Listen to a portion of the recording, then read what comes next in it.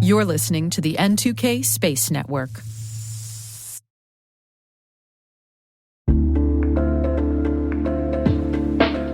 And now, a word from our sponsor, SpyCloud, the cybercrime analytics leader.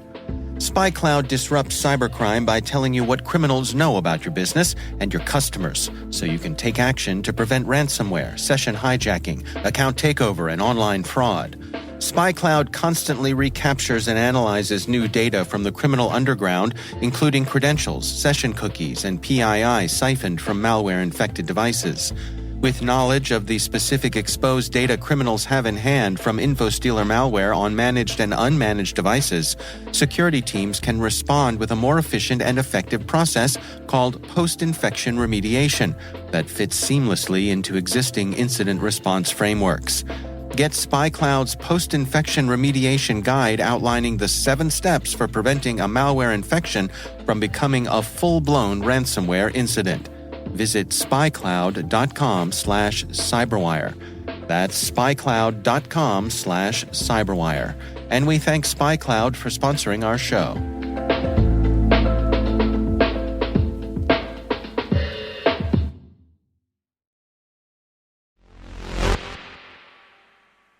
Psst. I'm just giving you a heads up for today's show. We're talking about Belgium at the top of the show, and I don't know about you, but I always think of fries or frites when I think of Belgium. And at the bottom of the show, we're talking about cookies. I know, kind of wild for a show about space to make you wonder about snack time, but my apologies in advance to any hungry listeners. T-minus 20 seconds to LOS egress. Go for deploy. Roger roll. Today is January 24th, 2024. I'm Maria Varmazis, and this is T-minus.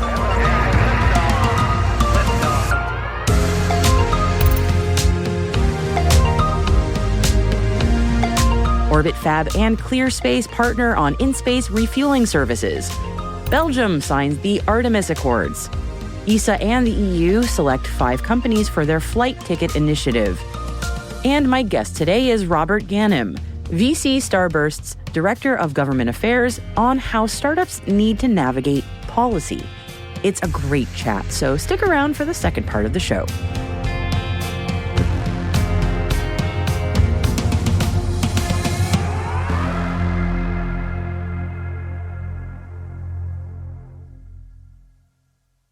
Space companies, when their powers combine, they can be a powerful force to push technologies forward.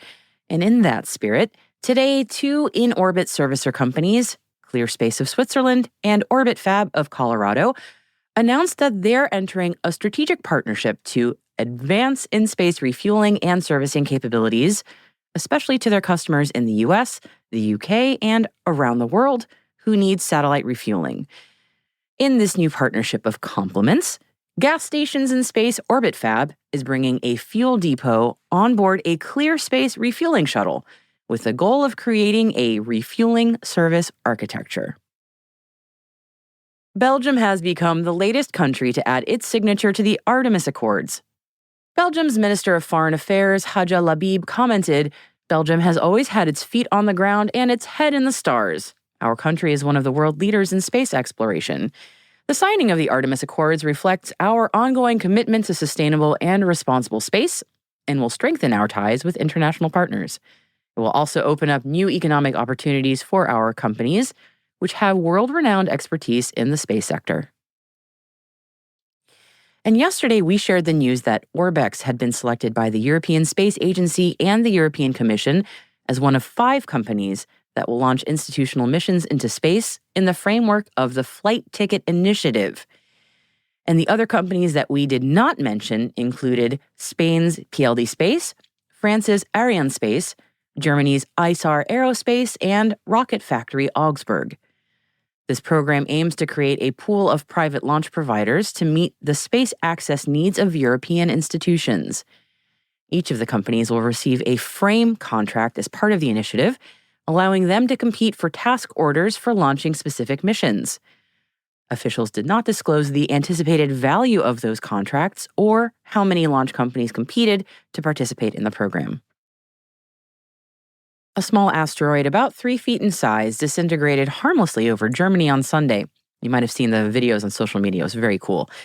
Approximately 95 minutes before it impacted Earth's atmosphere, NASA's Scout Impact Hazard Assessment System, which monitors data on potential asteroid discoveries, gave advance warning as to where and when the asteroid would impact. And this is the 8th time in history that a small Earthbound asteroid has been detected while still in space before entering and disintegrating in our atmosphere. The asteroid's impact produced a bright fireball known as a bolide, which was seen as far away as the Czech Republic and may have scattered small meteorites on the ground at the impact site about 37 miles west of Berlin. The asteroid was later designated 2024 BX1.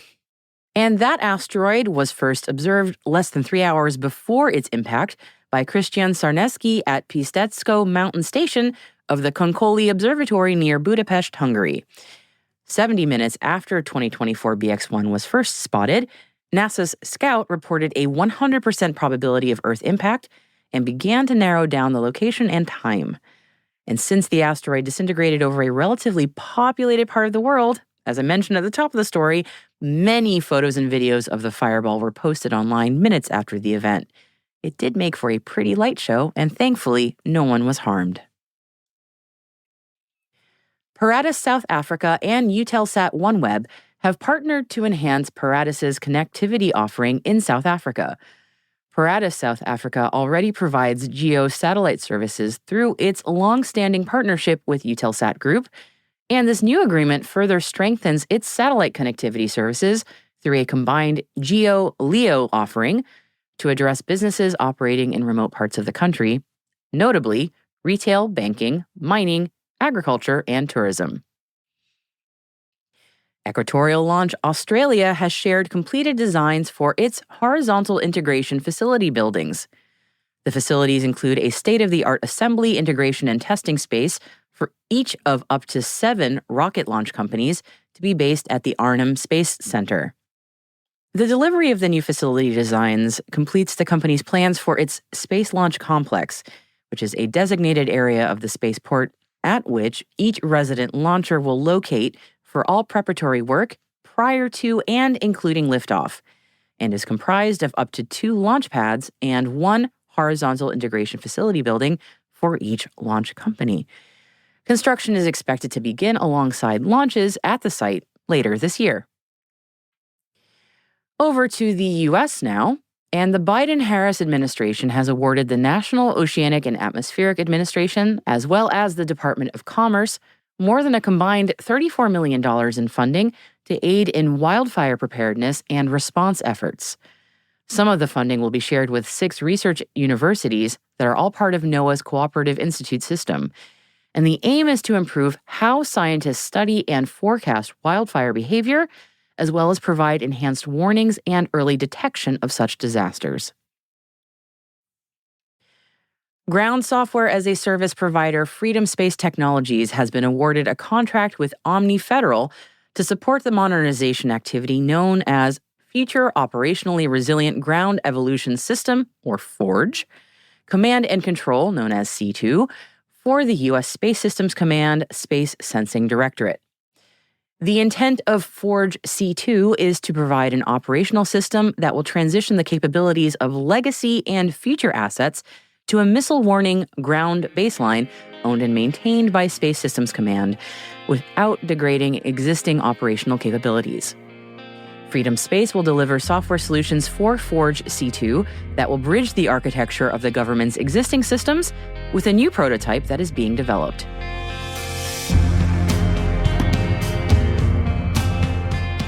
And that wraps up our briefing for today.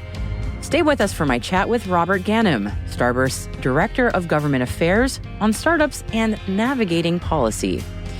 If you want to learn more about any of the stories that I've mentioned today, then we've included links for further reading in our show notes.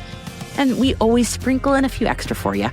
And today we've included a piece on the chip wars in space. Semiconductors, not potato chips. And another with former Virgin Orbit CEO Dan Hart. A little programming note, tomorrow is our 200th episode. Yeah, I cannot believe we managed it either. All of us here at T-Minus, we would really love to know what you think of this podcast. For real. All the good, the bad, and the ugly comments are welcome. I mean, be nice, but yeah. You can email us at space@n2k.com or submit the survey in the show notes. And I know I say this every episode, but for real, your feedback ensures that we deliver the information that keeps you a step ahead in the rapidly changing space industry. We would really love to hear from you as we round 200 episodes, so please don't be shy. And hey, T-Minus crew, if you find this podcast useful, please do us a favor and share a 5-star rating and a short review in your favorite podcast app. It will help other space professionals like you to find the show and join the T-Minus crew. Thank you so much. We really appreciate it.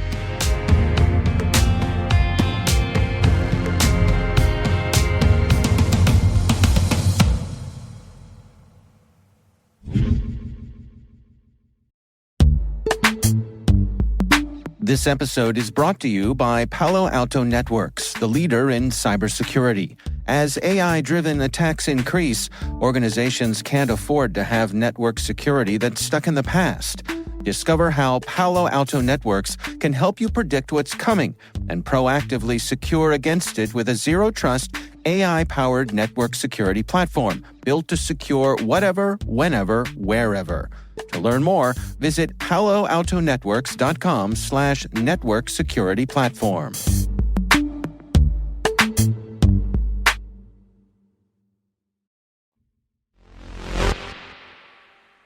My guest today is Robert Ganim, Director of Government Affairs at Starburst. Now, Robert spent many years in the government policy world before joining Starburst, so I asked him for his perspective on what's driving innovation in the United States. When I talk about great power competition, I'm referring to competition between the United States and China primarily. China is considered the pacing threat according to our national defense strategy. Russia is in there too, although Russia, and this is my personal view, Russia to me continues to be a global disruptor of U.S. interests, but I view them as primarily their regional strength is Europe, whereas China, Chairman Xi has made it very clear that he wants to displace the United States as the world's, economic superpower. And so we have been watching China for many years now build up their capabilities with the intent of essentially usurping the United States as the world's foremost power. So a big piece of that is technology and innovation. And there's a lot of talk of us falling behind China. I personally don't think that we are behind China yet. I think we can fall behind China if we don't move quickly enough.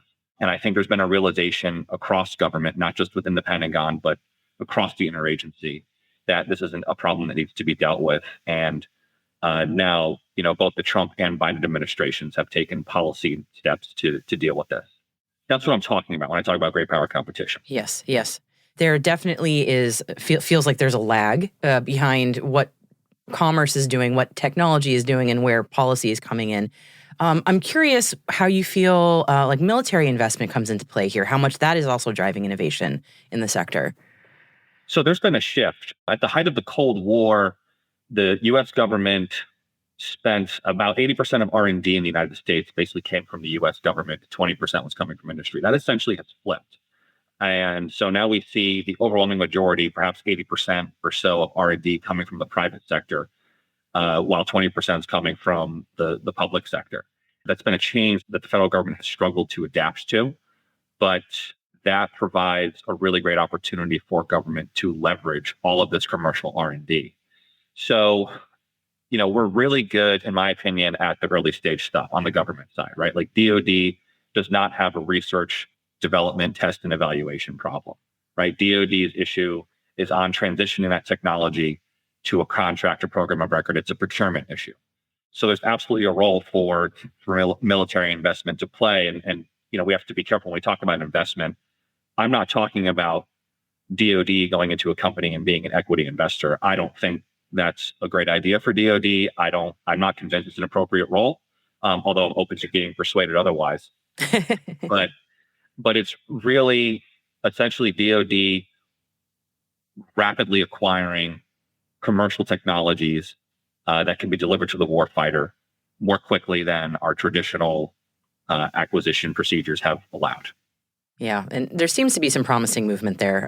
That it seems that they recognize certainly that there's the gap there, and to me it seems like they're working to address that. But I guess it does remain. They definitely to be seen. are. Yeah, they definitely are. I mean, there's a lot of really good, smart, and talented people in the department who are working very diligently to address this problem.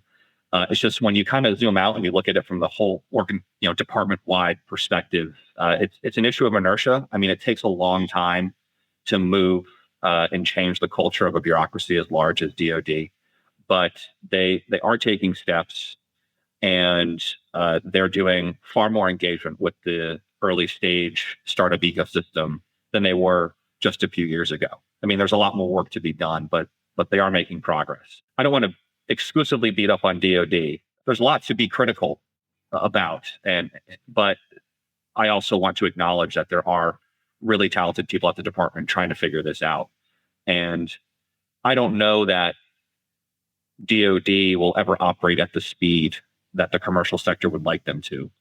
But General Saltzman, Chief of Space Operations, has said we're going to move basically at the speed of government on this, right? And at least my interpretation of what he's saying is that we're going to try to do a better job. We're going to try to move faster, but we're never going to match the speed of the private sector.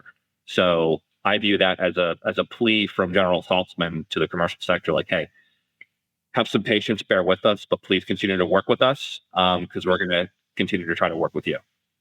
One thing I'm very curious about, especially when we talk about policy, when I talk to commercial space, folks from commercial space, I'm just going to put it out really broadly, policy comes up as the big, oh, it's so slow, it's so behind. I'm curious what your perspective is in terms of what the ecosystem is for commercial space and what commercial space could be doing better outside of policy issues, how we could drive innovation without just dumping on policy as being the big, boat anchor on people's necks. That's a good question. I mean, I think policy is such a big part of it, though. I think this is a naval analogy, and I'm paraphrasing, but it's something like commerce follows the flag, where essentially the private sector is going to respond to, I use this term hesitantly because I think it can be overused and no one has defined it, but demand signals coming from government. And so I don't think that the commercial space sector, especially as great power competition heats up, can escape policy. I just don't. I think the desire to separate the commercial sector from policy it's aspirational, and I don't think it's realistic. So what they can do in the meantime is, right, when we talk about dual use, I mean, the company's not dual use if they're not commercially viable, right? So I would argue that the best thing the commercial space sector can do is continue to innovate, continue to pursue commercial markets. And through that, they will and have been developing technologies that will be valuable to the Department of Defense and the Space Force and our combatant commands. That's fair enough. It's a curiosity question on my part, but that's absolutely fair. I'm always very curious to get people's perspective about what you've noticed on the macro level in terms of, coming from a different world, moving to the space sector. What have you noticed? Like, this is what's different. It operates in a certain quirky way that's different from other sectors. Like, anything that comes to mind when you think of that? It's such a small community. I'm used to the broader aerospace and defense community, which is huge, right? But the commercial space sector is really small. And it's one of those things where you start to see the same people over and over again at the various industry conferences, which I actually like because then you actually get an opportunity to get to know these people. And I think it's in a way, it can be more conducive to finding different opportunities to collaborate and partner on different engagements. To take it even further out, another thing I've observed is, and this is relevant to space, but it goes beyond space, is just the sheer size of the American innovation ecosystem. It is massive. And it is not something that I understood or appreciated at all in my earlier career positions when I was more or less trying to be a policy wonk. It surpasses any other country. There is more private capital here than any other country. So for all the doom and gloom that is out there about sort of the state of America and the economy and, us potentially falling behind China and other adversaries, we have a ton of stuff going on here and that no other country even approaches, right? And it's all, and a lot of it's indigenous, right? Like we're not stealing IP to develop these technologies. These are just really smart people developing these technologies and building these businesses. And so that encourages me and gives me a lot of hope. And it makes me believe, and I tend to be an optimist. I really believe that we will maintain our technological edge and come out on top in large part because of the robustness and diversity of the startup ecosystem that we have here, not just in space, but aerospace and defense and really just the tech world more broadly. Excellent. Well, thank you for that perspective. And sort of a dovetail to that question, given that you work in the VC space and you see a lot of different ideas coming in, I guess my next question is, if you had a call to action for people who are trying to come up in the commercial space industry who've got a great idea, what words of encouragement, words of advice, like what would you tell them? I suppose this might be generic, but I would tell them that even despite the macroeconomic challenges right now, right, there's less private capital out there. There is still capital, but VCs are being pickier, right? The era of free money, as people were calling it, is over, at least for now. If you have a good idea, though, there's money out there, right? People are still going to fund great ideas. And so if you're passionate about something and you truly, genuinely believe that what you want to build can work and that there's a market for it, then I would argue that you should not be discouraged by the current macroeconomic trends, and don't be discouraged by all the people who are going to tell you you're crazy for trying to start a new company in this environment, and just go for it, because you can't predict the future. So you have no idea what things are going to look like 6 months or a year or 2 years from now. And two, there's never going to be an ideal time, right? Like, don't sit around and wait for circumstances to be perfect, whatever that means to you, because that's just an excuse to delay and delay and delay. So the key is to take action. So if you have a good idea, just take action.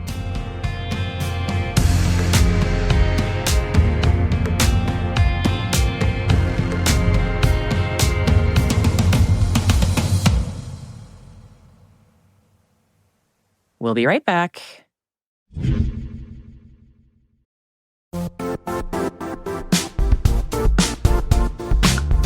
Now, a word from our sponsor, the Johns Hopkins University Information Security Institute, currently seeking qualified applicants for its innovative Master of Science in Security Informatics degree program.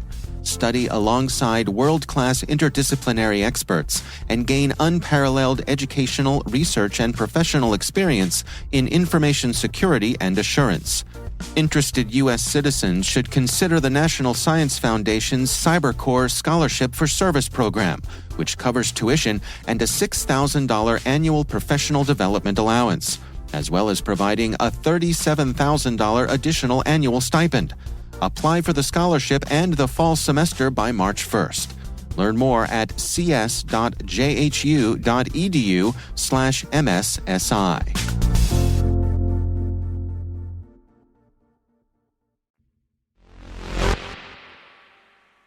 Welcome back. And well, I didn't have it on my bingo card for today, but who would have guessed that cookies could get you to the Kármán line?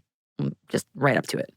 Space Perspective has got to have the busiest PR team in the business, I swear. They've paired up with Oreo cookies, America's favorite cookie, their words, not mine, for a Galaxy-inspired limited edition cookie that's also a chance to win a ride to the edge of space. Yes, on a Space Perspective space balloon, you guessed it. The new Oreos are called Space Dunk cookies, and the insides are blue and pink. Okay, I'm going to read this from the press release in their own words. The otherworldly cookies also feature one of 5 galactic embossments, and for the first time in Oreo cookie history, a small cutout in the cookie itself, allowing fans to peer through the cookie and see the colorful cream. Wow, seeing into a cookie from a little hole in the middle of the cookie, will wonders never cease. Still, it's for a chance for a really nice ride. And with tickets on a Space Perspective space balloon at $125,000 per seat versus a package of limited edition Oreo Space Down cookies for $4.50, it's much cheaper to just eat a whole lot of Oreos for a chance at a ride. It'd be like a little under 28,000 packages of Oreos to match the price of one ticket to space. Yes, I did the math. And I also read the fine print. So you can enter the sweepstakes once a day until April 5th, 2024. Not much time. Plus, you can get a bonus 10 entries, just 10, not 10 a day. So with entries open now already, you've got 72 days. So 82 entries maximum per person.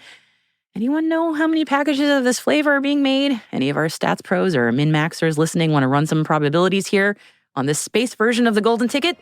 Not that I am going to do this, but in theory, if somebody wanted to, I'm just saying.